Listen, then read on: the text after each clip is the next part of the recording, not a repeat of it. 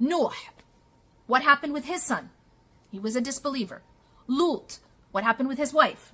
She betrayed. Asya, she was married to Pharaoh. Maryam, she had the people around her who were, slandering her. Muhammad sallallahu alaihi wasallam, his uncle. Ibrahim alayhi salam, his father, was making the idols. Do you see the pattern? I think we forget that our tests will happen in the family. We forget that. And then we're always so busy trying to keep face, right? We just have to make sure nobody sees that we're not perfect. Prophets' families were not perfect. You think yours is going to be? Yeah, do you understand that? Like, their families were not perfect, but your family's going to be perfect. And everybody's expecting that. Everyone thinks that. No, it's just, that is not the sunnah of this life. That is just not the way. And so Allah is showing us in the stories of the prophets that actually the tests will be in those closest to you. I mean, there is not a single case where there isn't someone close that is actually trying to harm or disbelieve or an enemy or just some dysfunction. What is that teaching us? Well, first, yes, we will be tested in those closest to us. And if you don't think that you will be, you need to go back and read the Quran. Like, if your expectation is that because they're family, they should never be a test, you didn't understand, you didn't understand the assignment. You didn't understand. Everybody agree? We do not have infinite capacity. Everyone agree? We do not have infinite time. We do not have infinite energy.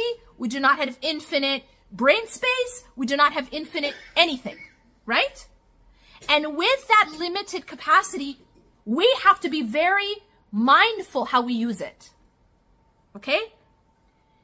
Now, if I have 100 parts of capacity, and I am using 99.9 of those parts holding up a mask, trying to keep face, putting up a filter, making sure that the appearance looks perfect in front of others, online, social media, in front of the community, in front of society.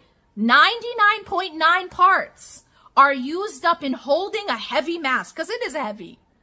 It is heavy to pretend. It's heavy to wear a mask. It's heavy to always have to put on a show. It's very heavy. In fact, there's actually a term in psychology called masking, and it's exhausting. It's so exhausting that you run out of energy after you've had to mask. Like, it's a term that's used, in psychology for when, for example, neurodivergent individuals who have to act like they're a different way than they are. They call it masking, especially on the autism spectrum. It's tiring. Masking is tiring, but we have our own masking. So it's tiring to hold up a mask. It's tiring. It's exhausting to put on a show. You know what I mean? So if you're using up 99.9 parts, holding this heavy mask, where is the energy left to actually solve your issues? To actually fix it? To actually do something? Do you understand the problem? Do you understand the problem? And this is a problem we have in our community. This is a serious problem. We don't have any energy left because our biggest concern is, what are people going to say? What are people going to think? So the 99.9 is worried about what are people going to say and what are people going to think. There is nothing left to actually rectify anything, to actually grow inside, to actually work on our problems, to actually do anything to change it, because we're depleted at keeping up face. Do you understand? At the performance, at the filtering, the masking.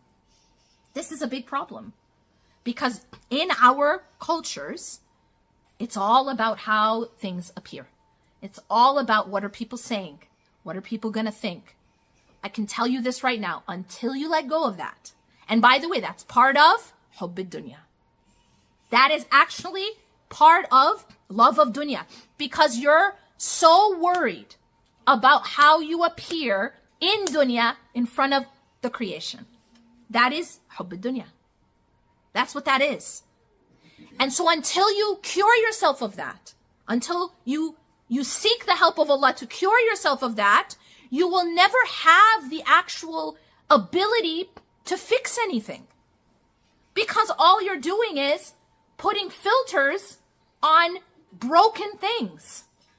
Arguments are used. Things like have sabr. This is a big one. What does sabr mean? Sabr does not mean standing in a burning house and doing nothing.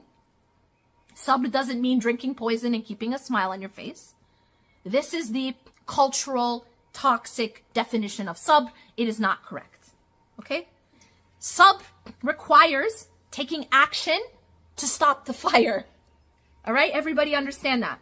So yes, sometimes Islamic concepts are weaponized in order to keep people in their places, not questioning authority, not stepping outside of their lane, and just the status quo. But the problem is, if the status quo is a fire, we don't want to keep the status quo.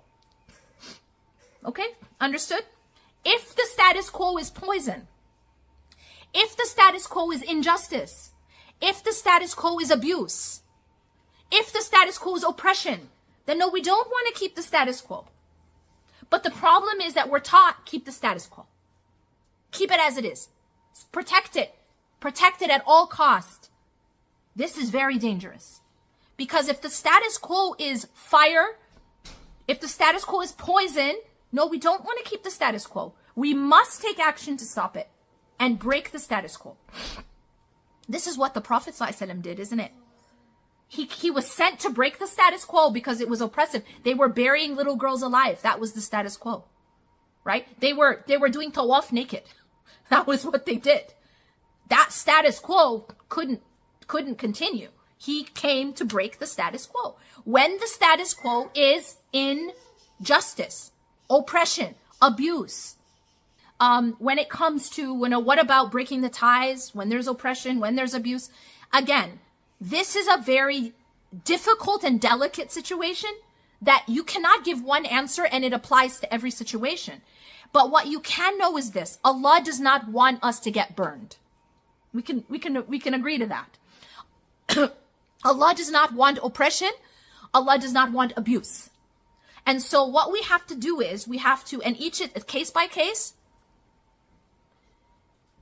But what we have to keep in mind is, I want to do my best to keep the relations, because this is important in Islam. This is very important. Ties of kinship are important in Islam. Very emphasized. But at the same time, protect myself and my family and my children from harm. And that is the balance. How I do that on a case-by-case basis is going to depend on the situation. So what do I advise? I advise getting people involved, getting help, getting counselors, getting mediators, getting people from the community, from the family that are trusted. But don't just let the fire continue to burn the house and call it sabr. But at the same time, the Prophet ﷺ said what? If you have a seed in your hand and the day of judgment comes, still plant it. What does that mean? What does that mean? Well, number one, we're not supposed to be passive. Oh, it's uncomfortable. Oh, it's the day. What's the point? No. Because planting the seed is part of your worship. So when you are working hard to, rectify if there's a fire, when you are working hard to plant that seed so that other people can benefit, even if you never see the fruit, why does the Prophet ﷺ say that one of the things that benefits you in your grave is the things that you planted in this life that continue to benefit others, even if you didn't see the benefit? Sadaqah jariyah. It's a sadaqah that you gave, and it continues to benefit others. Maybe you never saw it in your life. Maybe you built a school and you died before you could see it. Maybe you started a well for people you never see in Africa or Asia or anywhere. But you are still planting that seed, and you will be rewarded for that. So we don't just think about this moment and what I'm going to see and what I'm going to benefit from. But absolutely, we're supposed to work to rectify for ourselves, for our families, and for the future generations. That's part of our worship, okay? So to not be attached to dunya doesn't mean I don't work. And I hope that that's clear also from the explanation of when your house is on fire. You could be like, well, this life is temporary. I'm in this life like a traveler. Let it burn. No, you can't do that, right? You can't look at the fire and be like, this is my